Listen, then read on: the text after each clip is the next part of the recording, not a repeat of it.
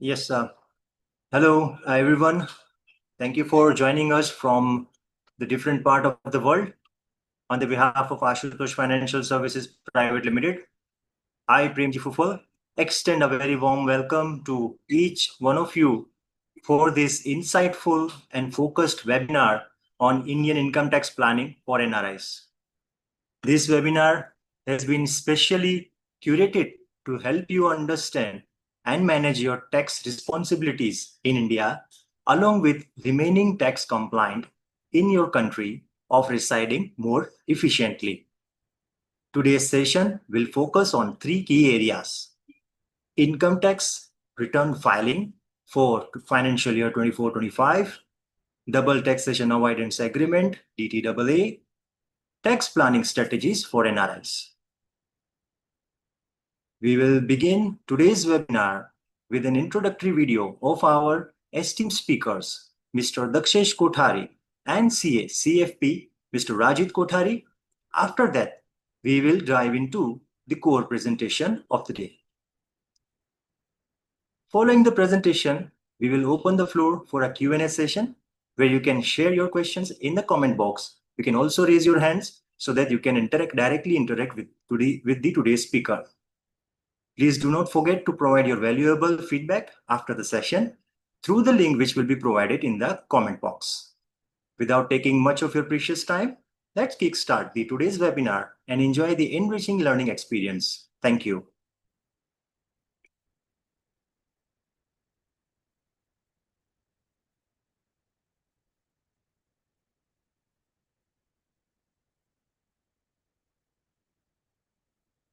Mr. Daxesh Kothari is a tax and financial consultant and the Managing Director and CEO of Ashutosh Financial Services Private Limited, which is an ISO 9001-2015 certified company with prominent presence in the field of financial services.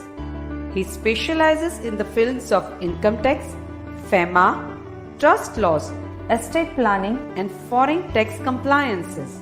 On the financial front, he specializes in investment services and insurance services. He advises companies, trusts, high net worth individuals, and non-resident Indians across the globe on financial and tax and allied laws related matters. He is a trustee of various charitable trusts. He has been involved with a number of social service projects of Rotary Club and is a Paul Harris Fellow of Rotary International. He has been presenting analysis on the Union budget since last 16 years and also on various subjects of taxation and finance at various forums addressing doctors, businessmen, industrialists, taxation consultants, chartered accountants, company secretaries, NRI and postgraduate students of diverse branches on subjects related to finance, taxation, and estate planning to make our society financially literate. His articles on financial subjects are regularly published in renowned newspapers like the Economic Times, Mint, etc., and also in magazines like Dalal Street.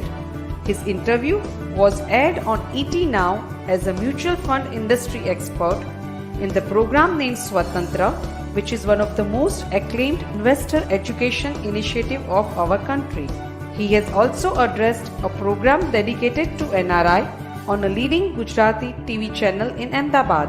He is a 360-degree versatile personality in the fields of taxation and finance, which makes him a unique and truly a one-stop solution provider for a wide range of financial and tax-related matters. Mr. Rajit Kothari is the Executive Director of Ashutosh Financial Services Private Limited, which is an ISO 9001-2015 certified company with prominent presence in the field of financial services. He is a chartered accountant and a certified financial planner by qualification. Further, he has graduated in the field of commerce with specialization in banking, financial services, and insurance sector from Ahmedabad University and has also pursued post-graduation in the field of law.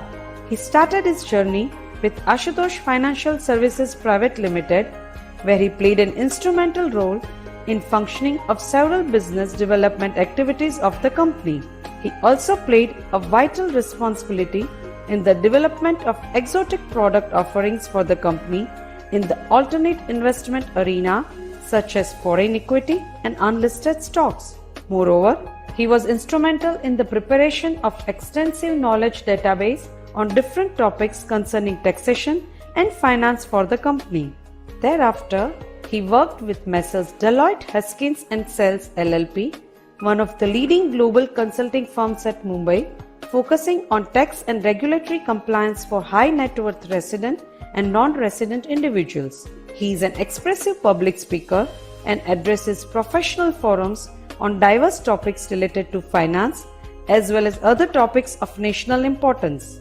He has participated in international exchange program as a student and has also attended management development programs across top business schools in India. As a young and dynamic director with a multi-skilled personality, he presently concentrates on exploring innovative business opportunities through geographical expansion, digital proliferation, and concentric diversification of the company.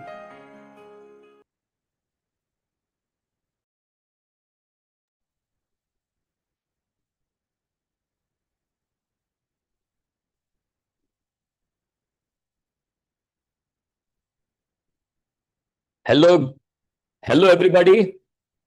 A warm welcome to the presentation on Indian income tax planning for NRIs.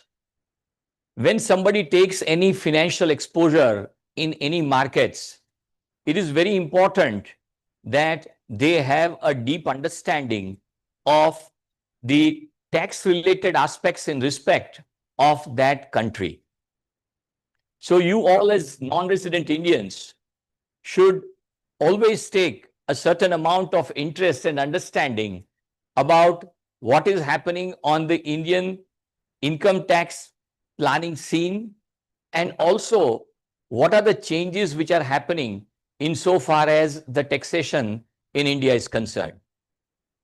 It is very important in the present times because whatever kind of exposure which somebody had in India, that was fine, maybe for the reason that I want to make a certain allocation for my love for my motherland. But now, the way India is growing, people, not just non-resident Indians, but all investors across the globe have started looking to India as a destination wherein if any investor globally do not have a meaningful, substantial exposure on Indian investments, their portfolios could be laggards in times to come. Moreover, whatever has happened in the world in terms of the news flow which we see every day in last 6 months, everybody who is residing outside of India has started thinking that they need to have some kind of a meaningful exposure in India, their own motherland. Coming to the way the changes have happened in the Indian income tax administration system, the present system, which is basically in force since last at least 4 years now, all the filings insofar as filings with the income tax department in India is concerned are completely e-filings. There is no physical filing that is supposed to be done with the Indian income tax authorities. All assessments on the filings and the appeals in respect of any proceedings with the income tax department are completely faceless. There is no scope of any interaction with any officer. And all the transactions which basically takes place in India, all those financial transactions are mapped with a tax identification number, which in India we call it as a permanent account number. As there is no scope of any interaction with any tax authorities in India, the kind of administration which is now happening on the taxation side in India is very different from what somebody would have experienced maybe 5, 10, 25 years back. Then the functioning, as it has undergone a major change insofar as the income tax is concerned, has led to a scenario wherein the parallel economy, which is the cash economy, is now slowly, steadily, but definitely coming down, and India is now becoming a cashless and a more compliant economy. It is very heartening for every Indian, whether residing in India or outside of India, and for all the investors who are investing in India, to note that India's tax to GDP ratio is getting better every year. By tax to GDP ratio is, what I mean is that against a certain level of whatever the GDP the country is able to produce, vis-a-vis that, what is the amount of taxes that the country is able to collect. The simple thing which is happening in India is that the compliance on the taxation side is getting better. This is happening even when year on year the tax rates are even moderated or reduced, but still the tax to GDP ratio in India is definitely getting better. The new Income Tax Act is an act which is now being placed before the Indian Parliament, and it is set to come in force from 1st of April 2026. Under this law, most of the provisions of the Indian Income Tax Act 1961 have been adopted, and more or less they are similar. Well, the bill of the Indian Income Tax Act 2025 is under discussion with the Parliament, and the final law will come before us in a few months' time. But the good part of this new regulation is that the new law simplifies the legal language and the structure of the law. What had happened was that this law, the present law of income tax, was in force since 1961. So it had undergone a lot of amendments, provisions, sub-clauses, explanations, but all those things are now would be in the new law in a simplified legal language. One of the important things which anybody who is having any kind of income or financial exposure in India is supposed to know and understand is that basically who is required to file income tax returns in India, and especially for the financial year 24-25. So the year starting from 1st of April 2024 and the year which has ended on 31 March 2025. The basic principle for anybody who is supposed to file taxes in India, one needs to understand is that any income for any person which has accrued, arised, or received in India is always liable to Indian income tax in India. So all those incomes which are accruing, arising, or received in India have to be always taxed in India, irrespective of the fact whether that person is a resident or a non-resident in India. Under the provisions of the Income Tax Act, where the new tax regime is applicable for the year 24-25, for which the returns of income tax are to be filed and which are due to be filed now, anybody who has got an income in excess of 3 lakhs of rupees is liable to income tax. In the current year, which is the year starting from 1st of April 25 and ending on 31st March 26, this limit has been raised to 4 lakhs of rupees. But for the year, which is the last year, for which we are supposed to file our tax returns, the income tax limit is 3 lakhs of rupees. So anybody having an income in excess of 3 lakhs of rupees, without giving effect to certain exemptions which we have mentioned here, is supposed to file their tax returns. Moreover, if somebody wants to claim any refund of the taxes which have been deducted at source, and if that person is not liable to pay taxes, then they can claim refund of this amount.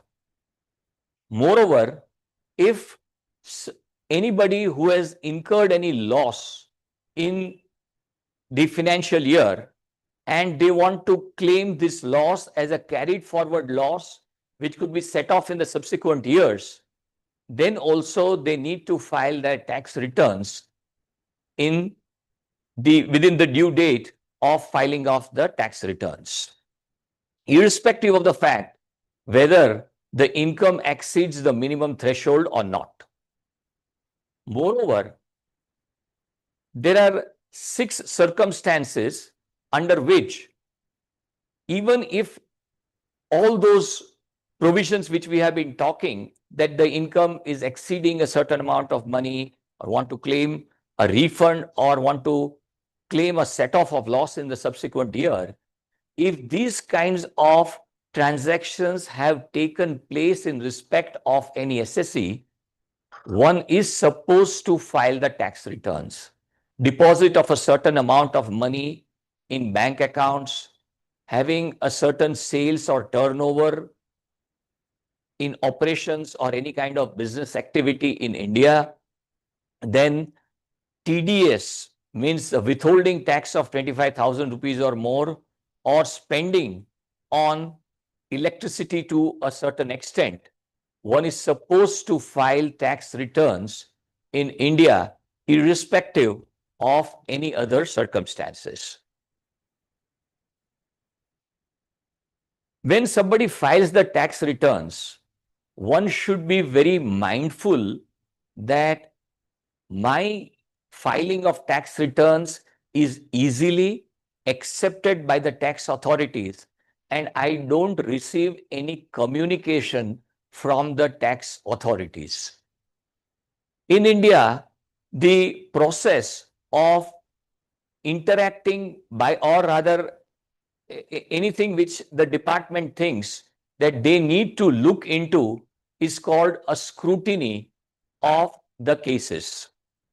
So when a return is filed, and if the department thinks that there are certain aspects for which we need to look a little deeper down, or some things which are not in sync with what the department is looking at, is a scrutiny of a case.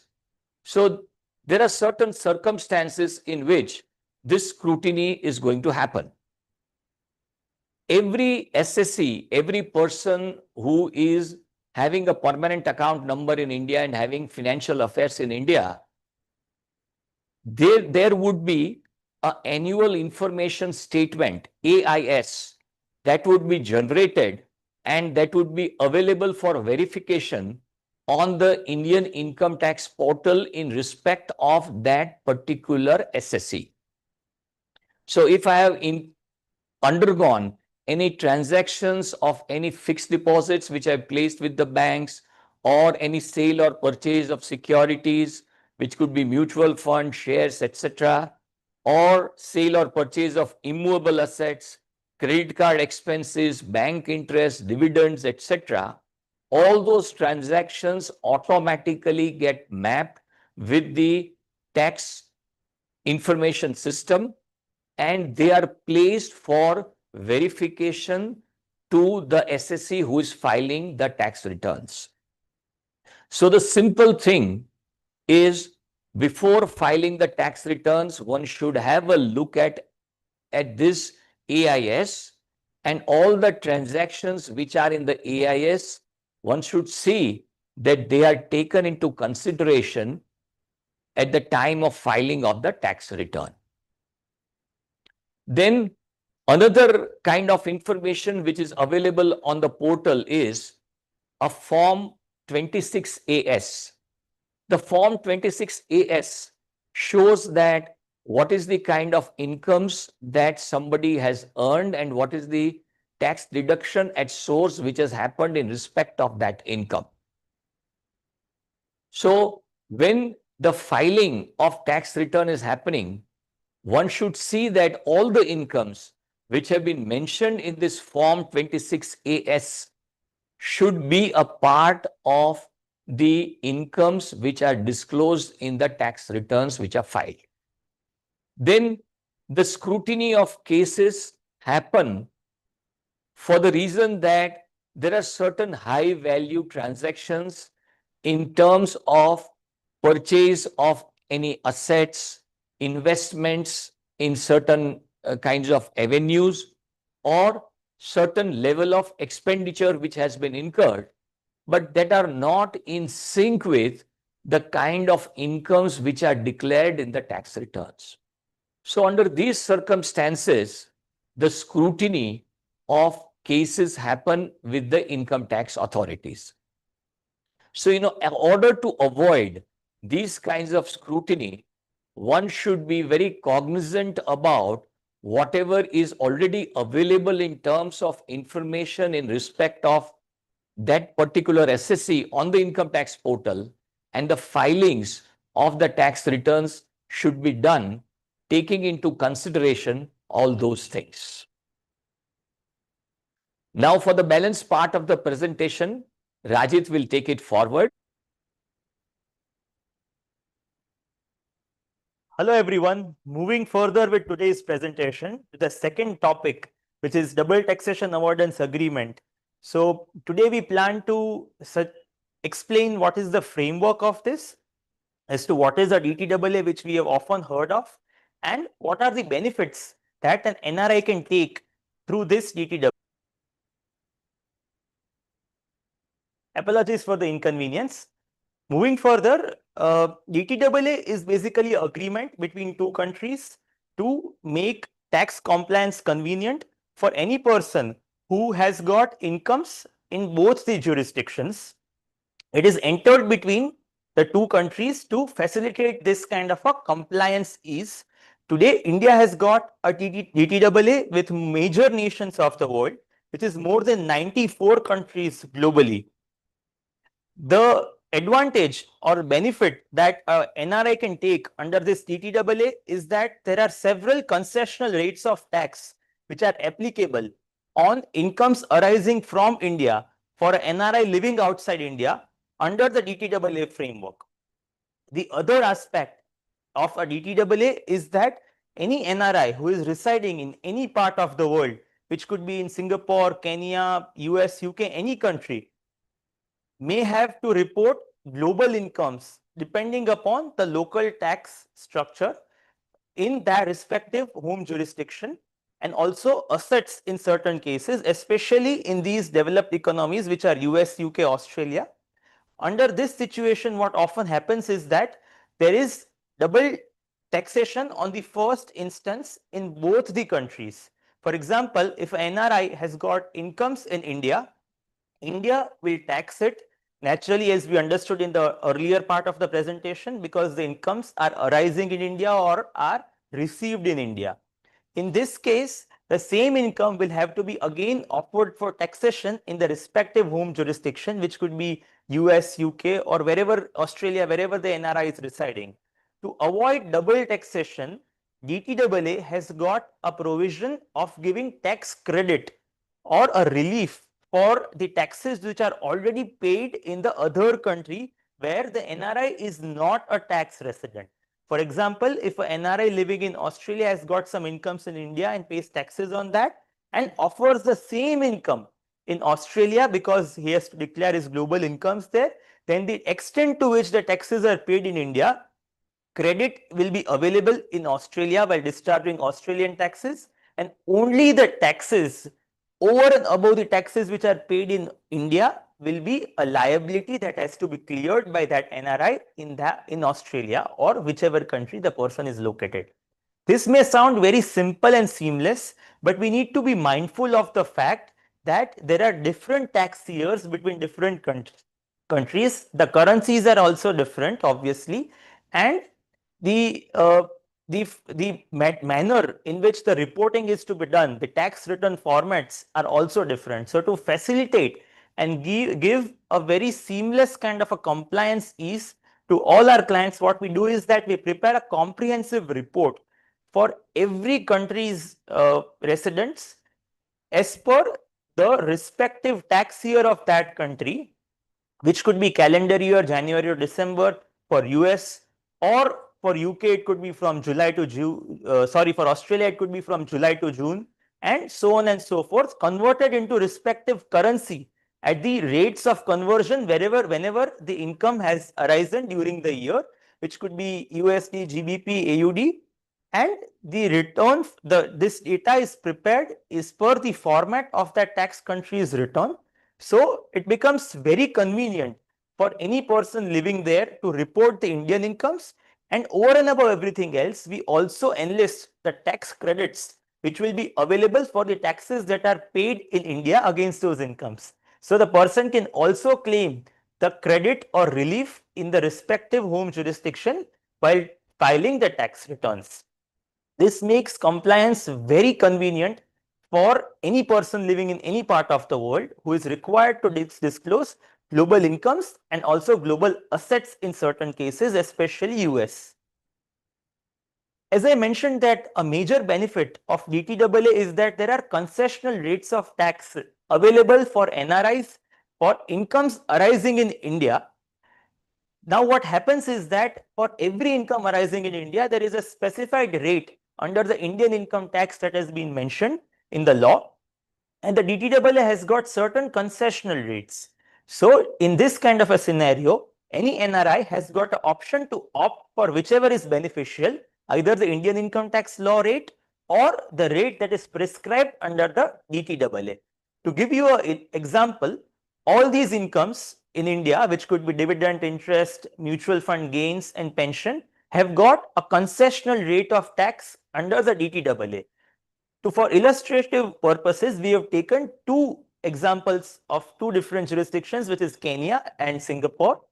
In this case, the Indian tax rates, the Indian TDS rate, which is the withholding tax that happens, are 20% and also 30% in case of dividend and interest, and flat rate of tax for capital gains arising on mutual funds, while in case of the DTAA, they are concessionalized to the extent of 10%, 15%, and in case of mutual fund gains and also pension incomes, there is no tax which the DTAA has given a special benefit, especially when it comes to mutual fund gains and pension incomes. Similarly, for all these countries, there are concessional tax rates that are introduced in the DTAA for dividend incomes and interest incomes arising in India. This is a major tax benefit which I mentioned, which is available on mutual fund gains, capital gains arising out of mutual funds or bonds, and also in case of pension incomes for several countries, NRIs living in several countries, including Southeast Asian countries like Singapore, Malaysia, even many African countries, including Kenya, and also Middle East countries like UAE and few others. This has also been supported by several judicial rulings in India. So this is something that is very much possible, and many NRIs are taking benefit of this. There are two ways in which a NRI can take benefit. What happens is that whenever the NRI sells any kind of investments in mutual funds, the asset management company by default deducts certain taxes, which is TDS, a withholding tax. Thereafter, once the NRI files the tax returns in the prescribed format, the person can have a refund of the taxes that are deducted to avail the DTAA benefit. The other way, if someone does not want to go through this process of the withholding that the asset management company does, then there is a process in which certain formalities need to be carried out, wherein the asset management companies have to be intimated that the NRI is a tax resident of the respective jurisdiction, and no TDS, no withholding needs to be done to give benefit of what is there in the DTAA. In this case, there is no withholding that is done, and all the sale proceeds are credited to the bank account of the NRI. To summarize the entire process of how it would work is when the NRI invests into Indian mutual funds, which could be equity, non-equity, any kind of mutual funds, and obtains a tax residency certificate from the respective tax jurisdiction wherever the person is located, which is available online in many of the cases, then what needs to be done is that a form 10F needs to be filled in the Indian income tax portal to give benefit or to intimate the tax authorities that the person wants to take DTAA benefit. And then both these documents, which is a TRC and form 10F, needs to be either submitted to the asset management company if the person does not want to go for any withholding, or it needs to be submitted by filing the tax return if the person is fine going with the withholding TDS and wants to claim the refund. So in either of the cases, what happens is that either no TDS is done and the entire amount is available tax free to the NRI in his or her bank account, or a return has to be filed and the refund of the taxes that are deducted needs to be obtained by following this process.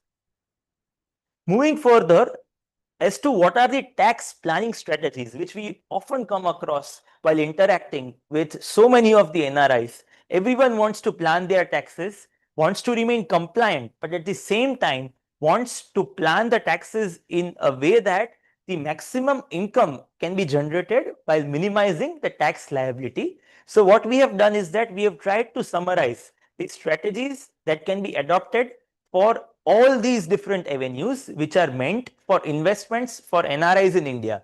For an NRI, as we know that the kind of opportunities which are there in India today to invest are infinite, and everyone wants to have a meaningful allocation in India.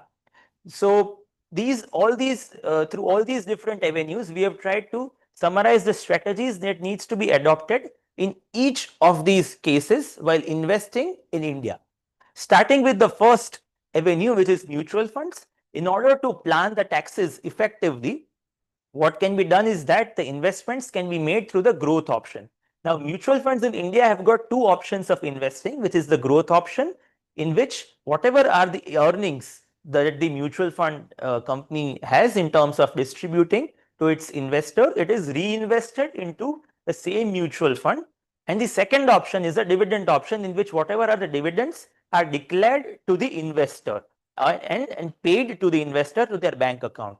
The rate of taxes for both this is different, because when a person opts for growth option, then it is added to the corpus and it is taxed at the rate of capital gains tax rate, because it is a capital asset and investment which is sold. So whatever gains arise, it is taxable at a flat rate of tax in India, which is for long term 12.5% at present. And when it goes for dividend income, it is taxed at the slab rate. Now, slab rates are on a progressive basis. They can go as high as 30% and even beyond that. So the effective liability on the same income can be reduced to a flat rate by planning this way.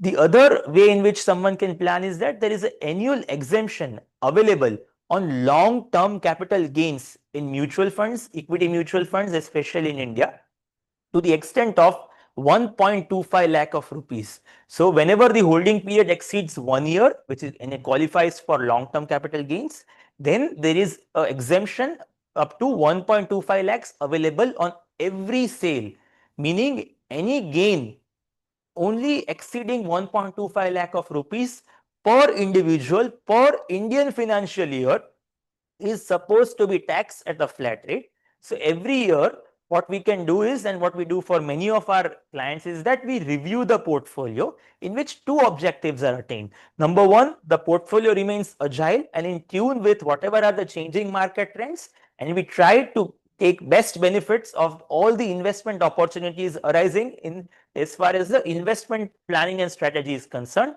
And the other benefit is that while doing this review in terms of switching the funds, selling the funds and exiting and entering different funds, newer, better avenues, we realize gains, and these gains are normally in the band of about 1.25 lakh of rupees, or even if they are beyond that, then we take benefit and materialize this tax holiday or tax concession to the extent of 1.25 lakhs of rupees per individual every year. Investments can be spread between different family members. So every person, even if it is a family of 3 people or 4 people, then every person has got a separate limit every year of 1.25 lakh of rupees, which may sound to be small, but if we accumulate that for all members across the entire investing journey and then figure out as to what is the tax saving that has happened, then it can be a decent amount. But HUF is also something that can be created, and NRIs can create HUFs in India. So HUF can also be a separate person which is recognized under Indian income tax, and that person, a HUF entity, can get benefit of that 1.25 lakhs of annual exemption every year, so that there is additional tax exemption that we can plan at a family level. There are two interesting categories of mutual funds which someone can look for tax planning, which is arbitrage funds and hybrid funds. Arbitrage funds basically are into arbitrage activity and ensure a fixed income, a fixed kind of a return in a certain band, and get a tax advantage of a equity taxation, meaning they are taxed at flat rates of income. Well, in case of most other fixed income avenues in India, they are taxed at slab rate, which I mentioned earlier. When I say they are taxed at a flat rate, equity taxation, it is 12.5% when the asset is long term, exceeding a holding period of 1 year, and 20% if it is short term within 1 year. Whereas if it goes for slab rate taxation, as I mentioned, it is on a progressive basis, 15, 20, 25, 30. So it can go up to 30% and even beyond that. So the effective rate of tax that comes through the arbitrage funds is lesser.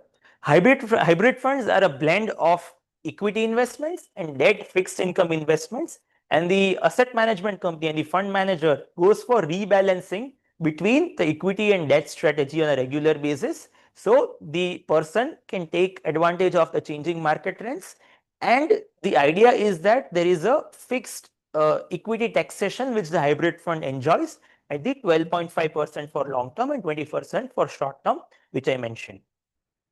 The other avenue which is popular and which we often recommend NRIs is portfolio management services, in which what happens is that the concept is same of a mutual fund, wherein there is a fund manager and asset management company which manages our portfolio.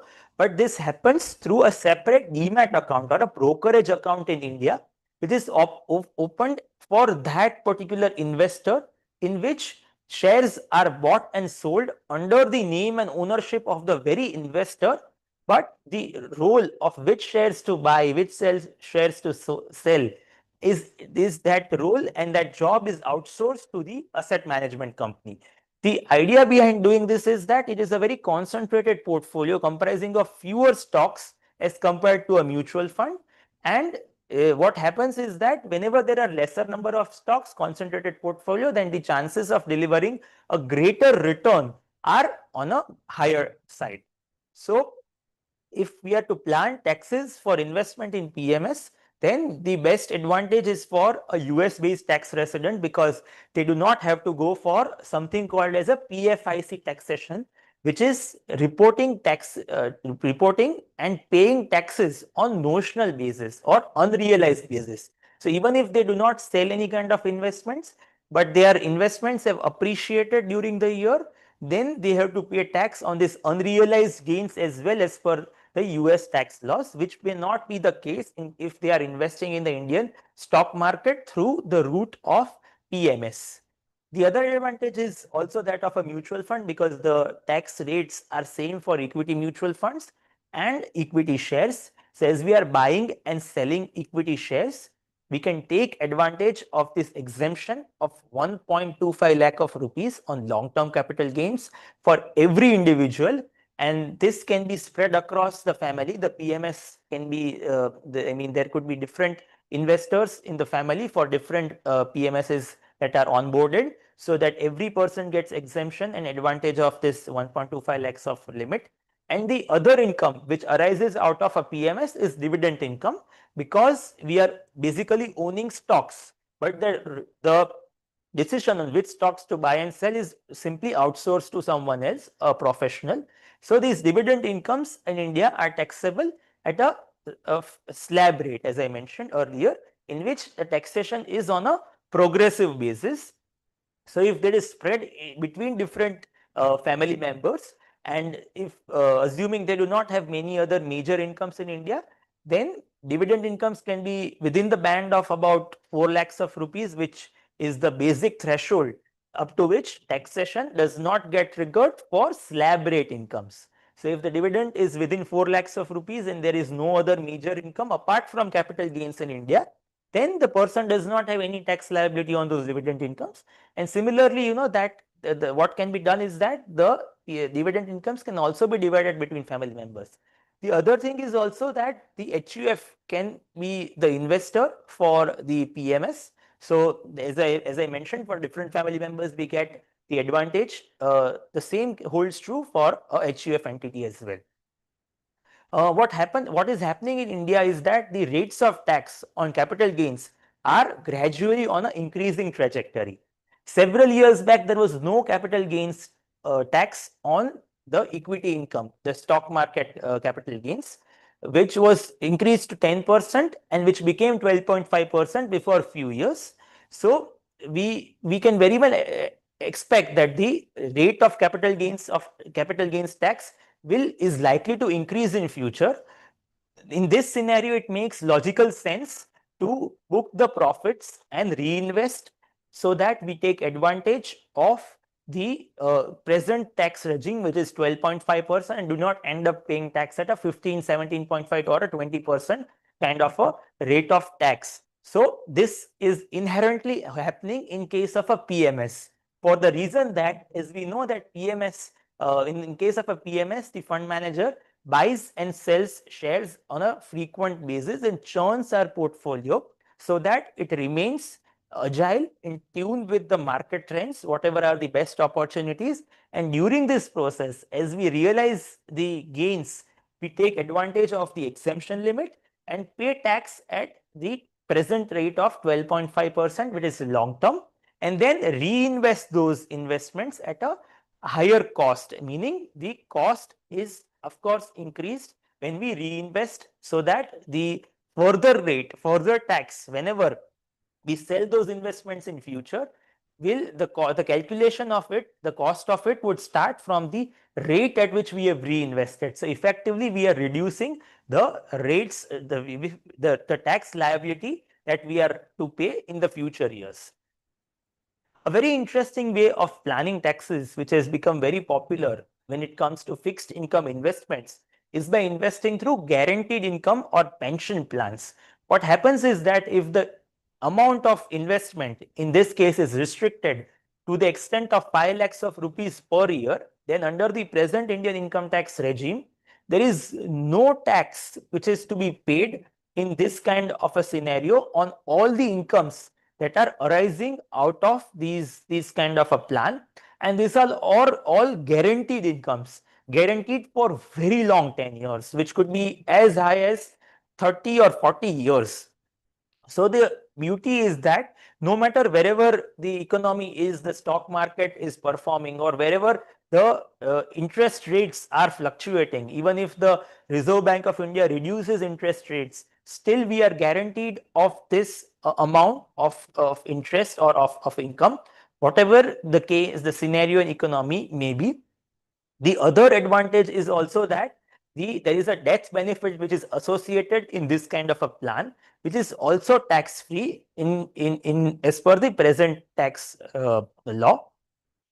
And to maximize this tax free income, as I mentioned that there is a threshold of 5 lakhs of rupees per individual, this can be also initiated for a HUF and different family members. So it could be, so every family member, including the HUF, could pay 5 lakhs of rupees and invest so that the returns or the income is tax free, and there is also death benefit which is associated with this.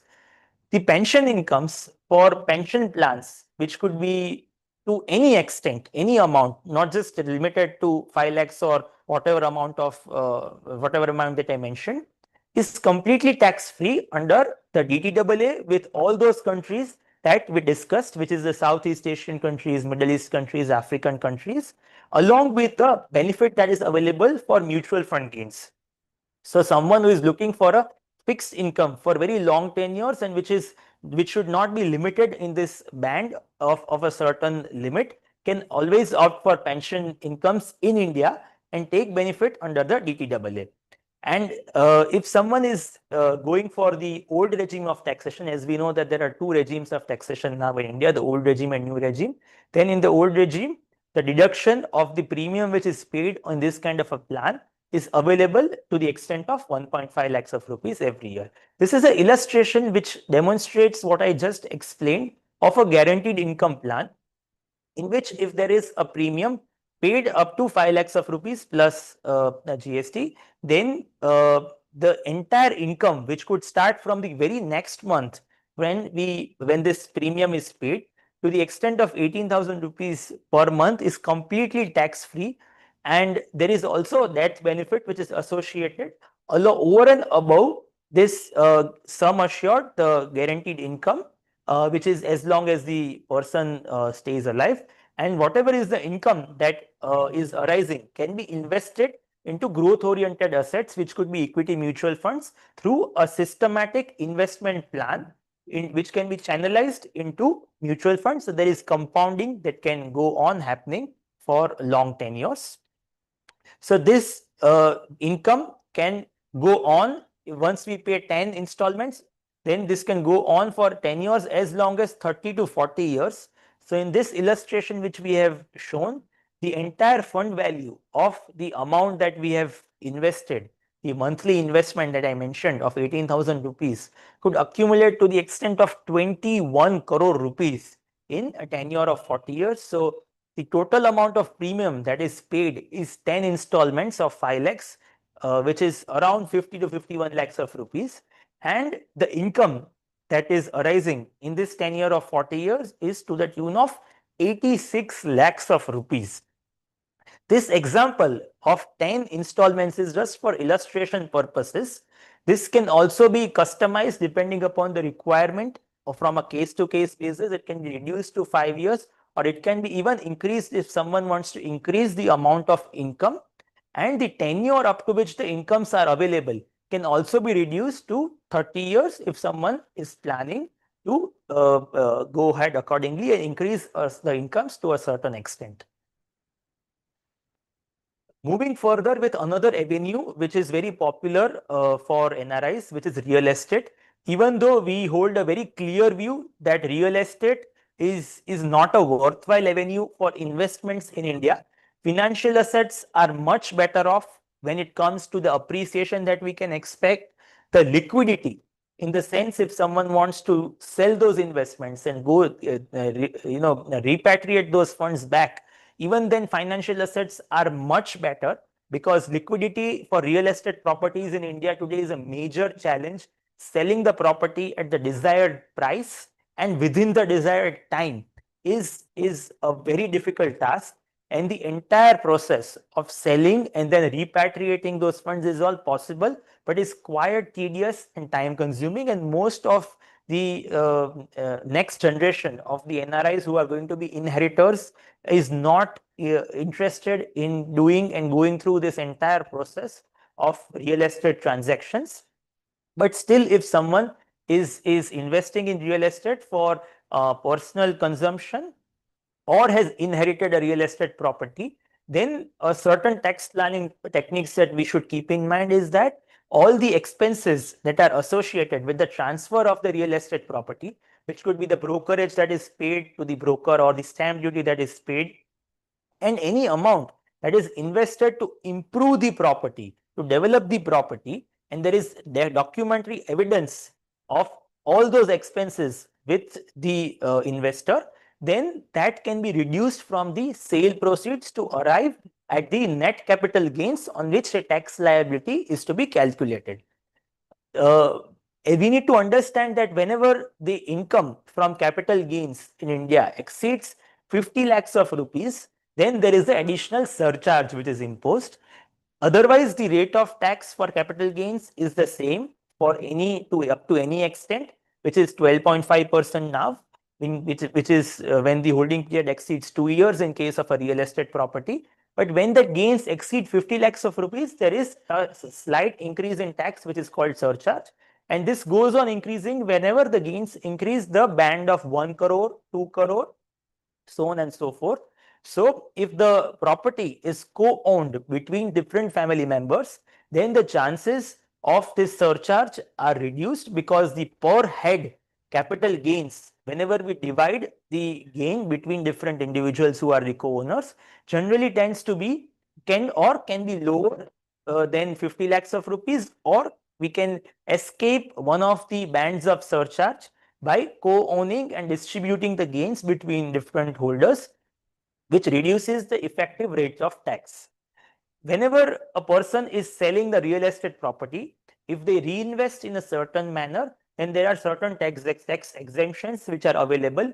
For example, if there is any kind of a real estate property, any land or building which is sold, and if it is invested into capital gain bonds to the extent of 50 lakhs of rupees within the next 6 months, then the entire gain amount to the extent of which the investment is done, maximum 50 lakhs, is exempted from capital gains.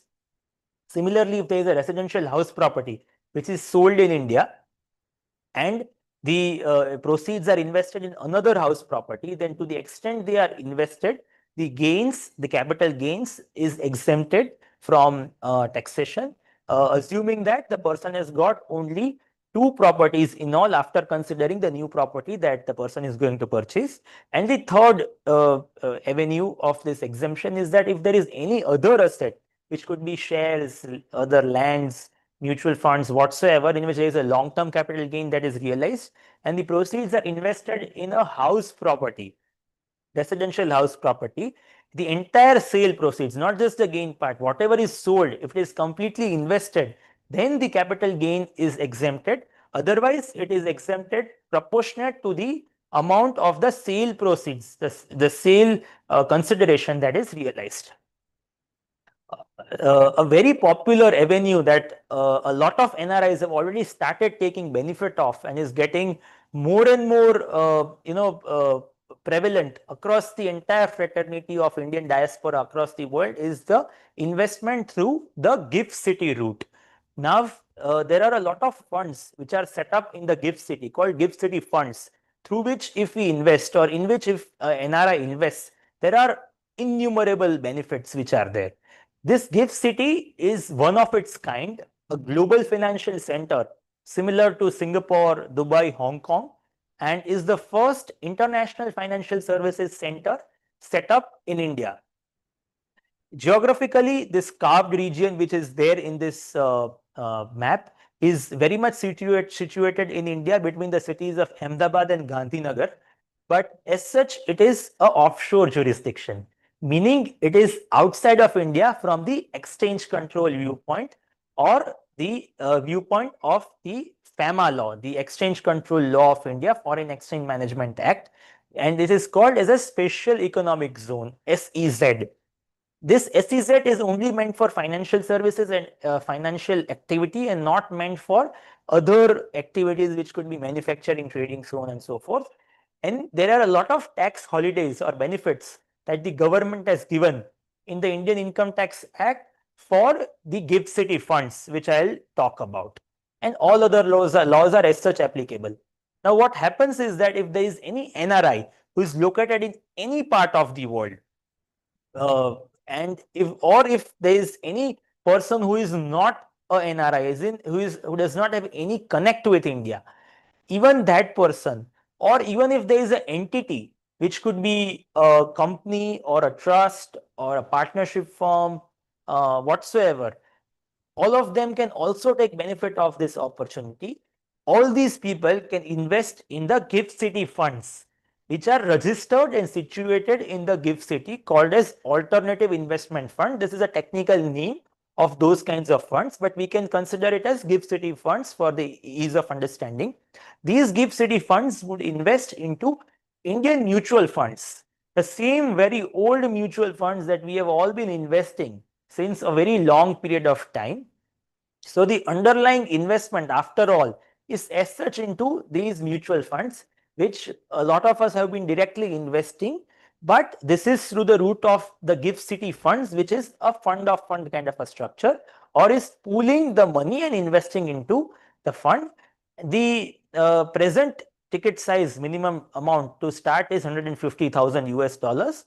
And the advantage of routing it to the GIFT City fund is that there are no tax implications, meaning whatever are the capital gains that arise to the fund, the GIFT City fund, whenever they sell the units of the mutual fund, and to the investor when they sell the investment and redeem the investment in the GIFT City fund, there is no tax implication in India. Also, there is no requirement of filing tax returns in India, or giving even the PAN, the taxpayer identification number of India. So naturally, there are no tax assessments or whatsoever compliances that will happen at a later date. To repeat, I am not suggesting, and this is not about investing into real estate or any other infrastructure projects in GIFT City, but it is through investing in funds in the registered and situated in the GIFT City, which would invest in the Indian mutual funds, which invest in the Indian stock market. Also, there is no requirement of opening any kind of demat or a brokerage account in India, or even a bank account in India. Someone can always invest it through the NRI bank account and get those funds back in the NRI account. That is possible. But if someone does not want to indulge into any banking related activities in India, that is perfectly fine. The funds can flow from outside of India, any bank outside of India, to the bank, to the fund in GIFT City directly, and the investment will also be in the name and ownership of that trust, of that individual, whosoever is the investor. So there is no hassle of going through the process of account opening and all those things, KYC whatsoever. And all these investments are denominated in USD, and the rate at which the conversion happens whenever the fund invests into Indian mutual funds further is quite competitive and attractive, and the onboarding process is also simplified. To summarize, this is the entire journey in which the investments through the GIFT City funds would happen, wherein there are these kinds of alternative investment funds registered in the GIFT City, which I mentioned as GIFT City funds, in which someone has to invest. And these GIFT City funds would invest into the Indian mutual funds, which, as we all know, invest in the stock market equity shares. So the gains, whatever are there out of this entire exercise to the GIFT City fund, are completely tax free to the investor and to the fund, and these funds can be repatriated back easily. The advantages, as we saw, is that number one, there are no tax implications in India. Number two is that there is no requirement of opening this demat account, brokerage account, bank account whatsoever, and the investments are denominated in USD. This is a very interesting way in which we have planned GIFT City investment, GIFT City fund investments for so many of our clients who are located in jurisdictions where there is a requirement of global taxation or inheritance tax, which could be UK, US, or any other country which has got similar kind of a tax environment, in which there is a entity, an investment company that we set up in a tax-friendly jurisdiction in the first step, which could be UAE, for instance, in the free trade zone, because it is very easy to set up an investment company there.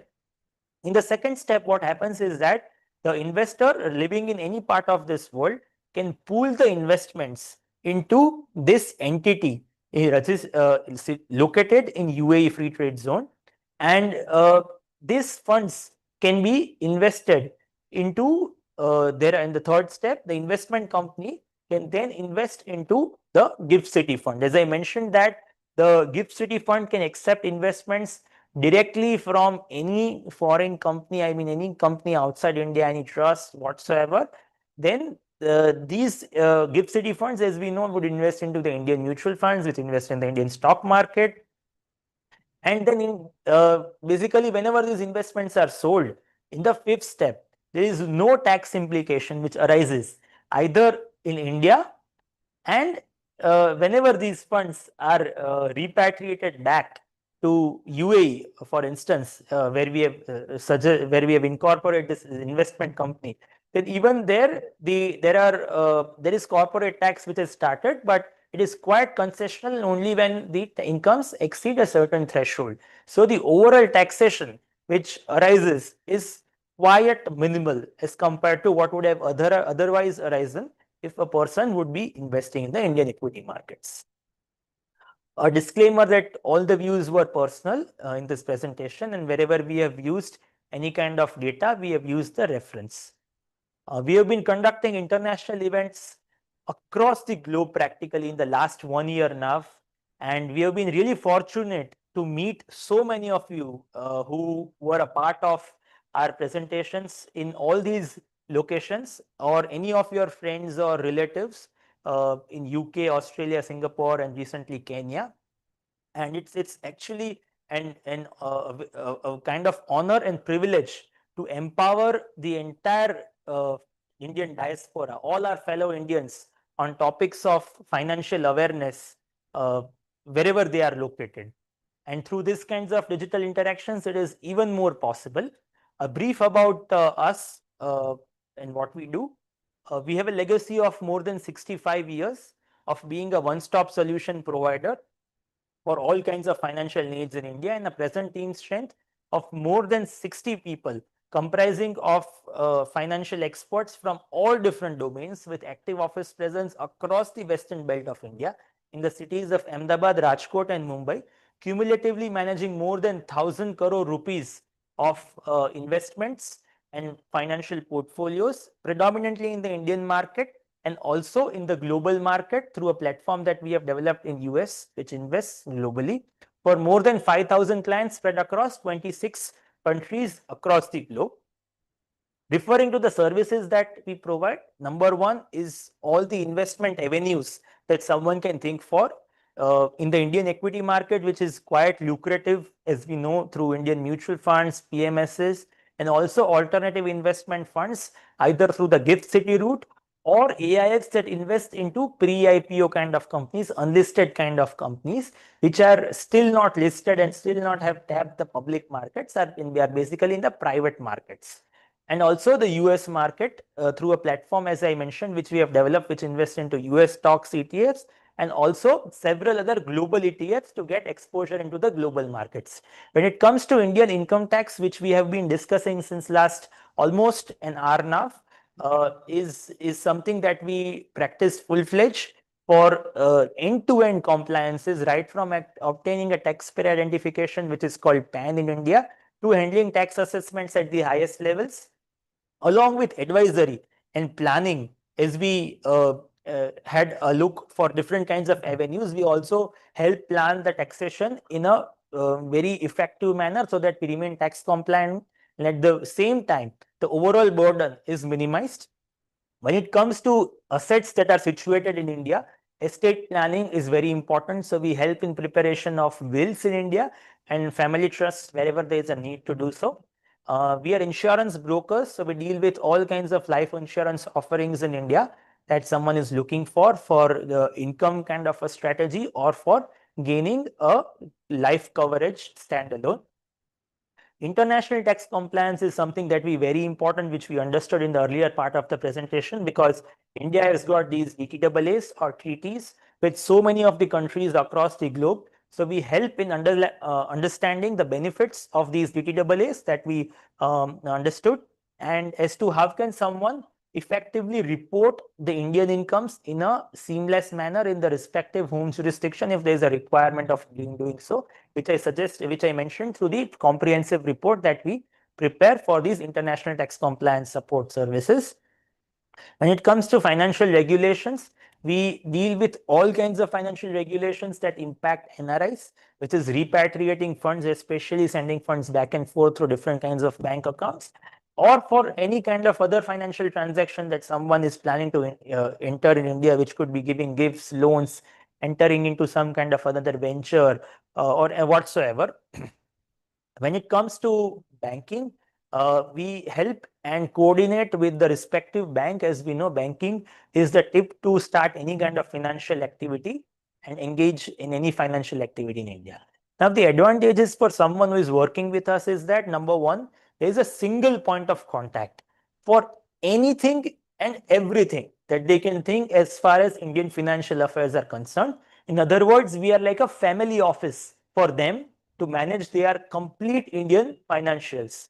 The other advantage is that this is all possible through a single point of contact of a relationship manager from our team who is backed by domain experts from all different fields, so that there is a effective communication and flow of work that can happen. And this brings a lot of convenience to the person who is working with us and also to us in terms of giving a holistic advisory when we have the end-to-end information, and gives the ease of completing all the tax compliances as well, so that we do not have to bother the person back and forth for all the data. So far as our charging mechanism is concerned, all these ancillary services which I mentioned of, be it the tax compliances, estate planning, international tax compliances, advisory, is all complimentary from our side, so that the person who is working with us does not have to bear any extra costs. And it's like basically a value add or add-on that we provide to all those persons who are working with us on the investment side. So the end-to-end processes can be done seamlessly, and there is no extra cost. This is a new corporate house that has come up, and if any one of you happens to visit any of these locations, Ahmedabad, Rajkot or Mumbai, it would be a pleasure to meet you in person and interact with you further to take you through your financial journey. Thank you so much for sparing your valuable time on a Saturday, which could be any time but a weekend, which is very precious for everyone. And if there are any questions, we would be happy to take them further. Yes, thank you, Mr. Rajit Kothari. And we have a couple of questions, some of them in the chat box, and a couple of them we had received while we had the campaign for the registration. So first, we'll take up from the chat box, which is by Mrs. Subha Narayanan, and she's from Singapore. And she has two questions. One is with regards to, she wants to understand the tax advantages for a Singapore-based tax resident who is having the investment into Indian mutual funds or into gift city investments. Another one, she's also having the concern with regards to the INR versus the Singapore dollar depreciation. So, yeah, we request you to please address to these questions.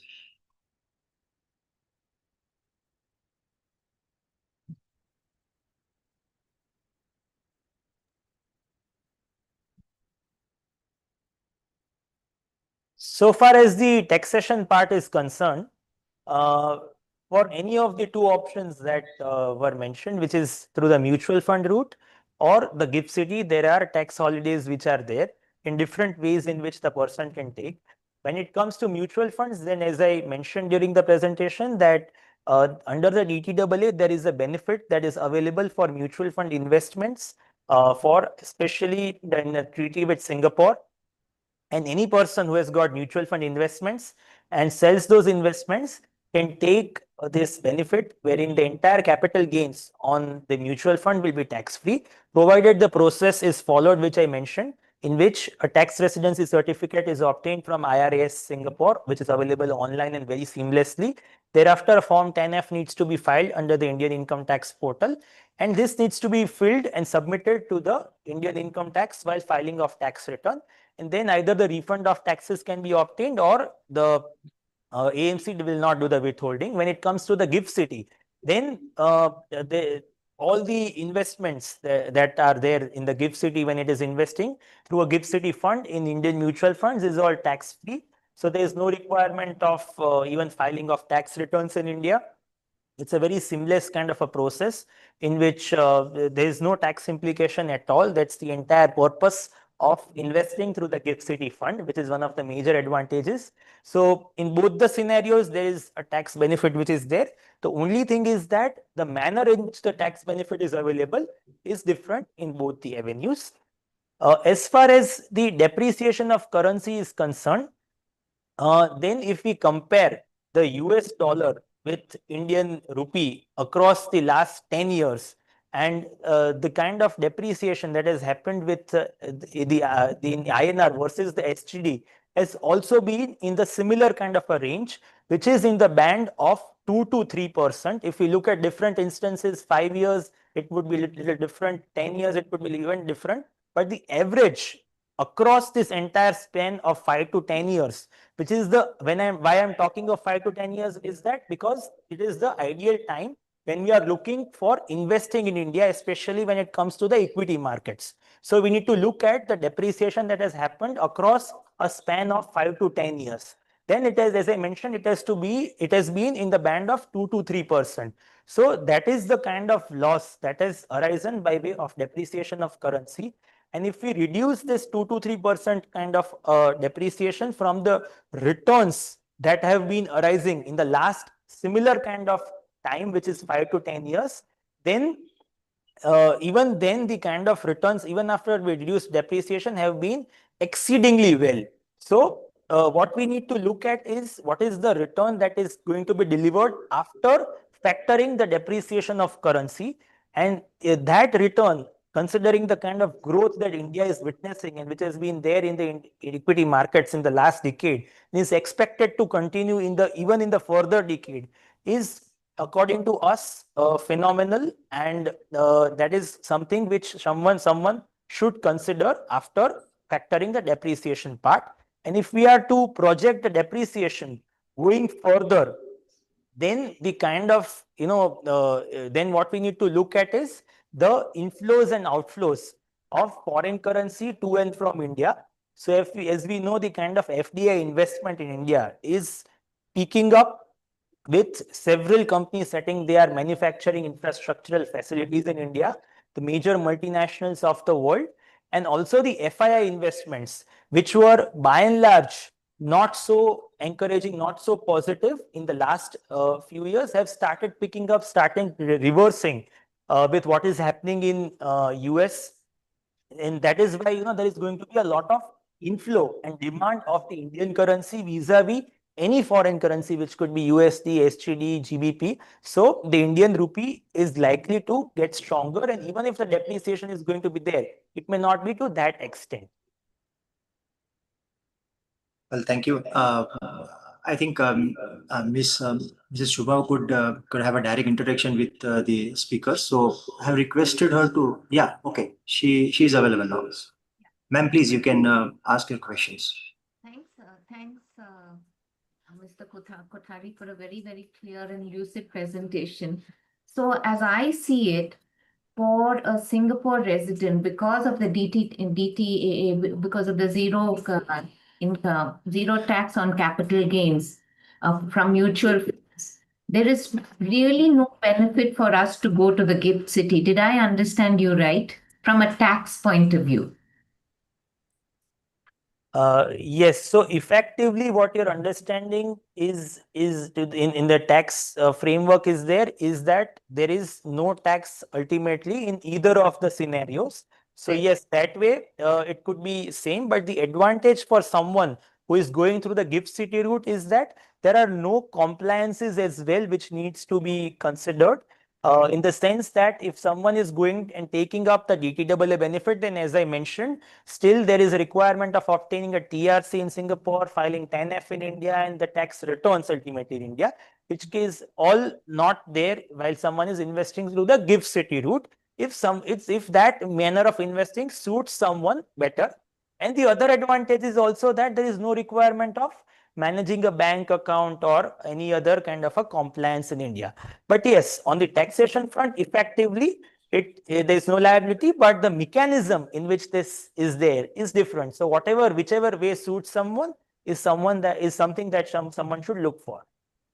Okay, so the second question I have is, given the fact that mutual funds draw zero tax because of the DTAA, is it better to invest in mutual funds rather than direct equity? Definitely. I mean, the kind of tax saving which happens is substantial. If we are to look at a long-term perspective, then the entire long-term capital gains, which is 12.5%, and as I mentioned, is on an increasing trajectory. So, Correct. which could be even higher at a later date whenever we actually sell those investments, is effective savings that happens on the equity appreciation. So that is one of the major advantages over and above the direct shares, direct equity that is there. And the other advantage which we always go on suggesting is that going through a professionally managed route in which there is a continuous monitoring and agile portfolio has always proven to be better in terms of the return generation over and above the tax benefit which is there. Okay. Thank you. Thank you. Thank you, ma'am. Thank you. So on the same line, another question is there by an Australian tax resident, Mr. Jay, and he is asking that whether that advantage is available for somebody who is an Australian tax resident and investing into Indian mutual fund or equities.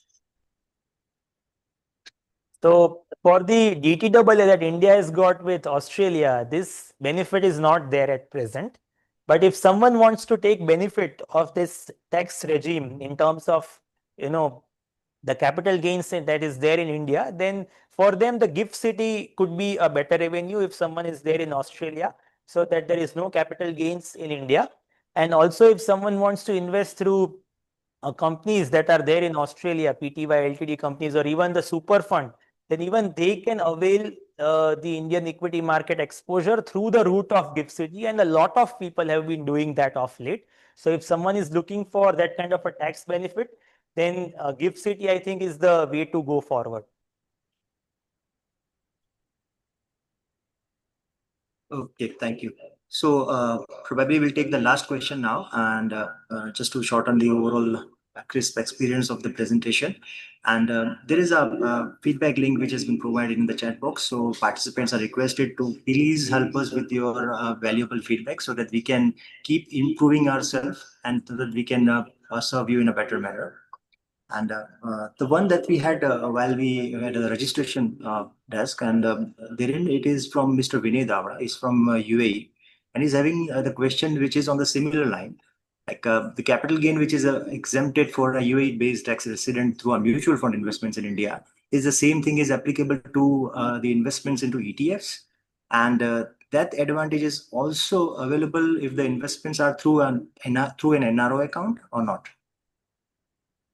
Right. So ETFs basically are also one category of funds, and what the DTAA is mentioning is that if there is any other capital asset apart from a certain assets that they have mentioned, which is real estate, equity shares, then and few other assets which are as such not relevant for most of the people, then any capital gains that is arising is tax free. So that holds true for mutual funds, ETFs, bonds, all these kinds of assets. So any NRI who is based out of UAE wherein this treaty benefit is there, then to answer them, yes, ETFs will also have this kind of a benefit.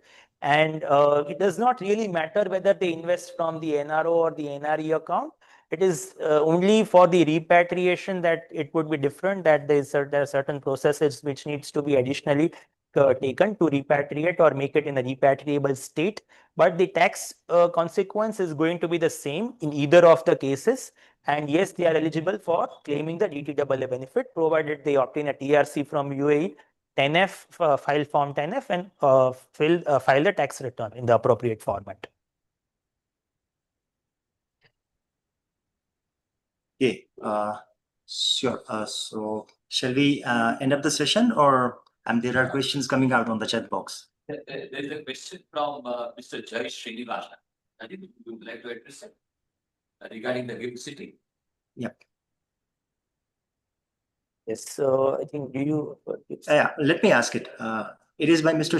Jai Srinivasan, and he's asking that do you offer gift city funds investments for an Australian tax resident, and how to go about this investment?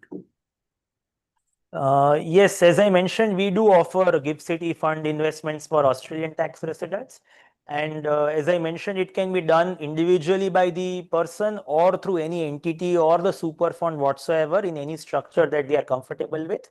And the process is quite simple, in which there is a certain basic, documentation in terms of the identity proof, address proof, which is there for any investment practically across the globe that someone does, which is required, along with a basic attestation, which can be done from any person out of all the person who do the attestation of documents. And they need not travel physically to India. As I mentioned, they did not also open any bank account, additional account in India. It's just a few basic documents that they need to share.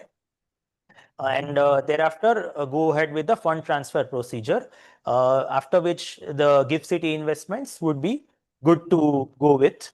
So yeah, that is the way in which it is very much possible. Yeah. Want to clarify on this, Mr. Mehul Mehta's. Mehul Mehta, yes. Yeah. So Mr. Mehta is asking that in GIFT City investment, is it in the USD term only, or a Singapore-based dollar can also have the investments into it? And is there any lock-in on those investments we have into GIFT City? Right. So as such, the underlying currency which is widely accepted in GIFT City, because it is an offshore jurisdiction, is USD. So all the investments which are through the GIFT City funds are presently denominated in USD. So that is going to be the currency, one uniform currency, which is there for all funds, GIFT City funds which are there. And as far as lock-in is concerned, there is no lock-in as such, because these funds are all open-ended mutual funds ultimately. So these GIFT City funds, as I mentioned, would pool the money and invest into open-ended mutual funds in which there is no lock-in kind of a thing. The only thing is that there is a minor exit load of 1% up to the period of 1 year for the underlying investment into the equity mutual funds. So that is the only consequence which someone has to take in mind if someone wants to take an early exit. Other than that, this is an open-ended structure and no lock-in is there. Okay. Thank you. Thank you, everybody, for being the part of this webinar. And the complete presentation of this webinar video will be uploaded on our YouTube channel, which is Ashutosh FinServ, for easy reference whenever you need it. Thank you so much for your support and for attending today's webinar. We hope you found today's session insightful and informative. Thank you. Thank you so much, everyone. We have the repeat session of today's presentation, the same one which we are going to present today at 6 p.m. IST. So if anyone has got any friends, relatives, or anyone who would be interested in joining, then they are most welcome. And the entire presentation, we'll be uploading on our YouTube channel, and we'll also be circulating the link with you. So please provide your contact details in the feedback form, so that we have your contact details available with us for us to share the presentation and the YouTube video for reference at a later date. And I can see there were a few more questions that were coming, but what we can do is that we can individually connect with you and take your questions so that we have understanding of your case and can advise you appropriately. Thank you so much. Thank you. Thank you so much.